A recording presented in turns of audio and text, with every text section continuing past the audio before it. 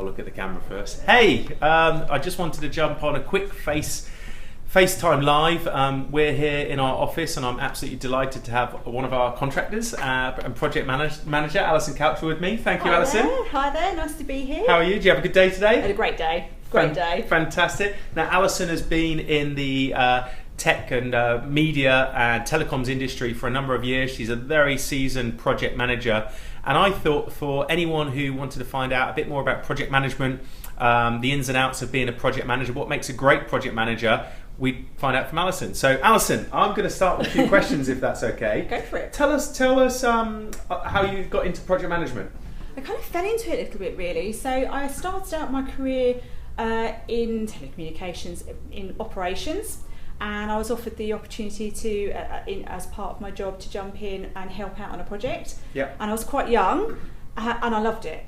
And I kind of knew this is where I wanted to end up. It was great to be able to influence change and to make things better. And because it was an operational project, I would see in my role the benefit of what we were delivering. Mm-hmm. So it really piqued my interest. So that started me off on a path to look for roles that would lead me up to project management. Yeah. So literally I would grab every opportunity that was going. Secondments, shift sideways, not always up, across into different departments to get me to that ultimate space where I moved, permanently into project management. And what, you've how long have you been in project management for now, roughly? So about 7 years now. Fantastic. And I know you've worked, for some quite large organisations like Vodafone, for example, these kind of organisations.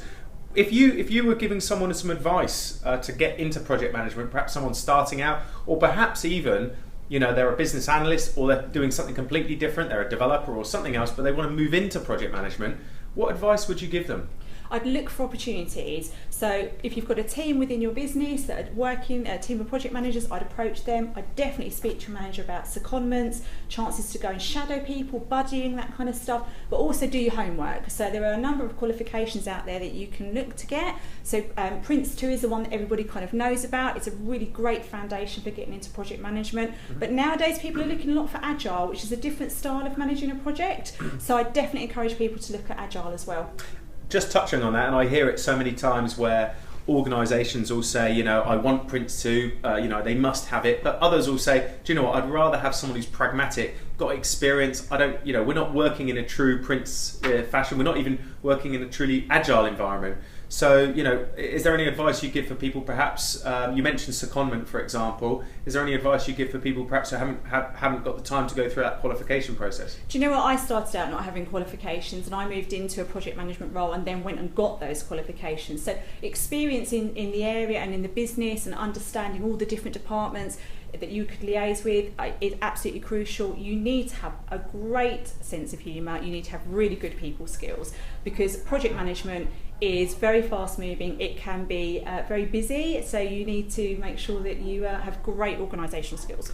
I totally agree with that, and I was going to say, what do you believe, apart from being very well organised and perhaps very good interpersonal skills, what are the skills and kind of characteristics that make a great project manager? You have to be motivated, because at the end of the day you will have a team of people that you need to achieve a common goal with, and you will come across all types, so really those interpersonal skills are going to come into play. Some people are very resistant to change. Yeah. Not everybody's going to jump on the bus and be as enthusiastic as perhaps you will be. Yeah. So it's all about being able to cope with different character types and getting people on board, and it not necessarily in a meeting environment. It could be catching up by the coffee machine, finding that common ground, what kind of interest, start building relationships, which is absolutely key to work in that kind of environment. No, look, I'm going to throw something out here because I hear it a lot from businesses, clients of ours, who perhaps have had to replace project managers when they bring people in and they are just not driven, hands-on, pushing the initiative. They're almost sitting back at their desk waiting for something to happen. What's your view on how you need that go-getter mentality? Absolutely. What have you seen work really well in organisations? What have you seen that doesn't work? I'm never afraid to get my hands dirty. If it means pulling an all-nighter to meet a deadline, then that's what you need to do. If it means getting people together, if it means a change of tactic, there is always going to be that bear trap out there. You need to be thinking 2 steps ahead and saying, if this does happen, how am I going to mitigate that so that you don't fall down at the last hurdle? Because ultimately a business will have a budget, it will have a deadline, and there will be a number of things that are sitting on the back of that. So you need to be able to think about ways around that, be able to handle people. You know, if there are challenges, what else can you do? How can you get around that? What are the alternatives? What do you think companies could do better to manage projects? So I think that the type of people, maybe not sticking to such a rigid life cycle. So a lot of people, as you say, want Prince, they want Agile, but projects don't necessarily fit that. So I've worked on projects that would not fit a Prince 2 methodology, they're more Agile. So businesses need to be more open to that. And also it's not all about capturing it in Microsoft Project, for example. Some people, it's just about having it documented, having good content, and being able to refer back to your risks, your actions, all of that stuff. How and you know, what happens when, we talked about it earlier, what happens when the shit hits the fan in a project? How do you if things are really going wrong, how do you keep the team, the people around you motivated to see it through when things are really going, you know, you're up against it? Don't panic.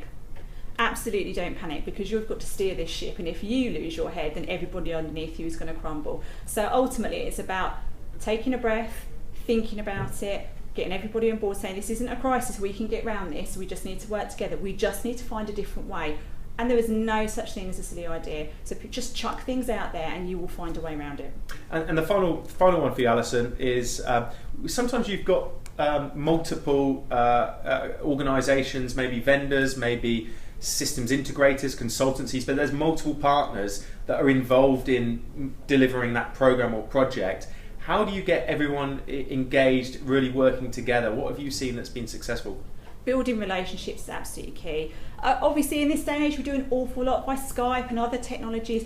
The odd face-to-face though works wonders, to actually be able to put that face to the name and have that chat in the break or before the meeting starts or at the end of it. It's absolutely valuable in building those relationships and bringing people together, and absolutely there should be a no-blame culture. So it shouldn't be about them and us, it should be us all coming together as one team. Alison, thank you so much. That was a quick 10-minute catch-up. Hope you enjoyed that. Hope that's been useful for you. We've got our network candidate networking night here in London Bridge tonight.